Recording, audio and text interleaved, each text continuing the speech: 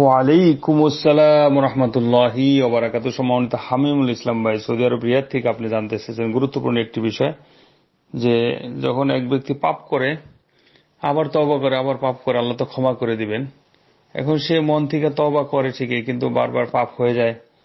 আবার মন থেকে আবার তার অসহসা কুমন্ত্রণা হয় যে এটা করো আবার মাফ হয়ে যাবে, এটা করো মাফ হয়ে যাবে, কিন্তু ভিতর থেকে একটি ভয় কাজ করে। এটি কোথা থেকে আসে?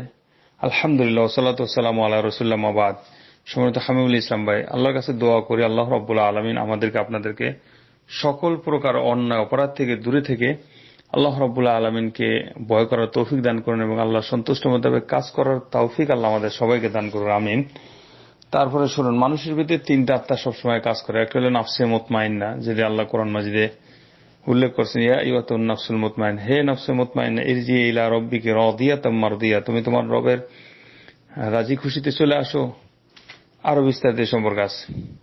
তারপর নাফসে আম্মারা, নাফসে আম্মারার কাজে হলো সবসময় খারাপ কাজে নির্দেশ করবে, সবসময় খারাপ কাজ অন্যায় কাজের প্রতি উৎসাহিত করবেন না। আর নাফসে লাওয়ামা হলো তিরস্কার আত্মা, ভালো করবে না খারাপ করবে না, কিন্তু খারাপ হয়ে গেলে এটা কি করবে? আফসোসে পরিতাপের বিষয় হয়ে দাঁড়াবে, পরিতাপ করবে, আফসোস করবে। তো এই যে মানুষের ভিতরে খারাপ যেটা আত্মা আছে, আত্মার কাজেই তো নাফসে আম্মারা, এটা শয়তানের অংশ। ওখানে যায় শয়তান ধোঁকা দেয়, ওয়াসওয়াসা দেয়, কুমন্ত্রণা দেয়। শয়তান খারাপ কাজের প্রতি এটা উৎসাহিত করে, আবার ওই খারাপ কাজটাকে অনেক সময় হালকা করে দেখায়, খারাপ কাজটাকে অনেক সময় চাকচিক্য করে দেখায়, আবার এই খারাপ কাজকে শয়তান মনে করে ওই নাফসে আম্মারার ওখানে ধোঁকা দেয়। শয়তানি ওয়াসওয়াসা কুমন্ত্রণা দেয়, আবার শয়তান ওয়াসওয়াসা দেয় কি মনে করায় না এটা তো আল্লাহ তো জানোস গাফার, আল্লাহ রহমান, আল্লাহ রাহিম, এর ক্ষমা করে দেবে, এটা একটা ছোট বিষয়, আর এটা কোনো ব্যাপার হলো, এটা মাফ চাইলে মাফ হয়ে যাবে। অথচ ছোট জিনিসকে শয়তান অনেক সময় আরো ছোট করে দেখায়, বড় জিনিসকে খুব ছোট করে দেখায়, এবং বিভিন্ন ধরনের অসহসা কুমন্ত্রণা মানুষের ভিতরে দিতেই থাকে।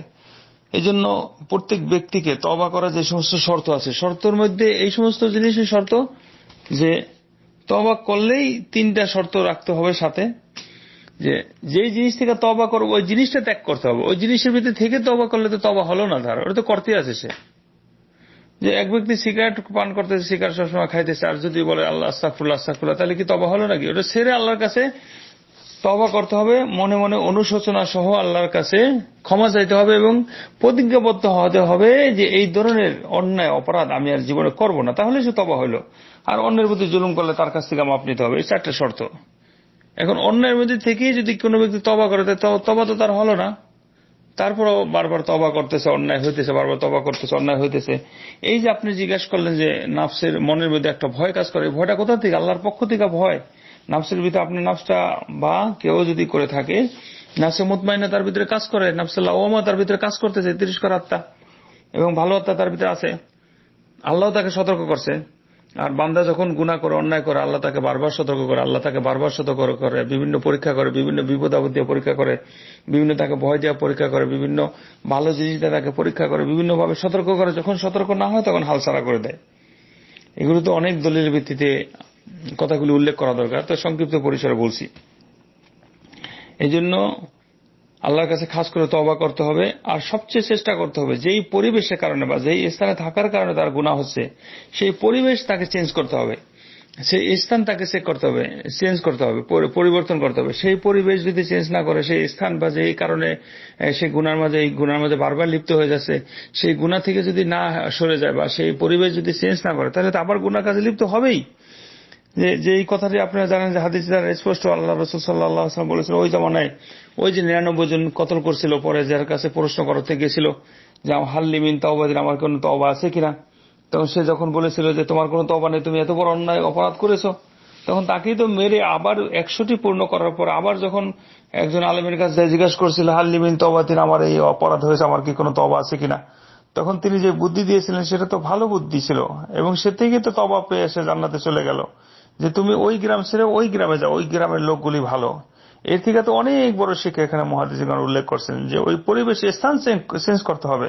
আর আল্লাহ রাসূল একটা হাদিসের মধ্যে ইরশাদও করেছেন যে আল মুহাজিরু মান হাজারা মা নাহাল্লাহু আনহু ওয়া রাসূলুহু, মুহাজির তো ওই ব্যক্তিকে বলা হয় যে আল্লাহ এবং রাসূল সাল্লাল্লাহু আলাইহি ওয়াসাল্লাম যেই কাজ থেকে নিষেধ করছেন এই কাজ থেকে হিজরত করবে, মানে ত্যাগ করবে, ওই কাজ ছেড়ে এসে অন্য কাজে পরিণত হবে। ওই স্থান, ওই বন্ধু, ওই সঙ্গী, ওই সাথী বা ওই ধরনের যা কিছু আছে সব কিছুকে পরিত্যাগ করে ভালো পরিবেশে আসবে, ভালো সঙ্গী লাভ করবে, ভালো স্থানে থাকবে, ভালো মানুষের সাথে ওঠা বসা করবে, চলাফেরা করবে, যাতে করে শয়তান ওয়াসওয়াসা না দিতে পারে, তার মনের মধ্যে এই ধরনের কুমন্ত্রণা না হতে পারে।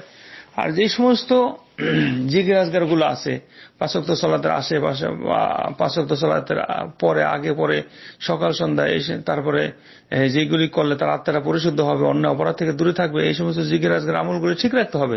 তখন আফসে হবে শয়তান দূর হবে, তার কাছে শয়তান ওয়াসওয়াসা কুমন্ত্রণা তার কাছে আসবে না, এবং নাফসে মুতমাইন আরো শক্তিশালী হবে। তখন নাফসে আম্মারা দুর্বল হবে, ইমানকে সে শক্তিশালী করতে পারবে, স্বভাবতই অন্যায় অপরাধ তার থেকে সরে যাবে। তখন আল্লাহর ভয়ভীতি আসবে, আল্লাহ তাকে সাহায্য করবে, আল্লাহর কাছে সাহায্য নিতে হবে, আর আমলগুলি সুন্দর করতে হবে।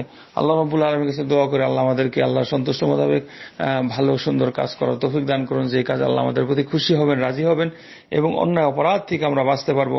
শয়তান ওয়াসওয়াসা কুমন্ত্রণা থেকে আল্লাহ আমাদেরকে হেফাজত করুন। হাযা ওয়া সাল্লাল্লাহু আলা নবিয়িনা মুহাম্মদ। আসসালামু আলাইকুম ওয়া রাহমাতুল্লাহি ওয়া বারাকাতুহু।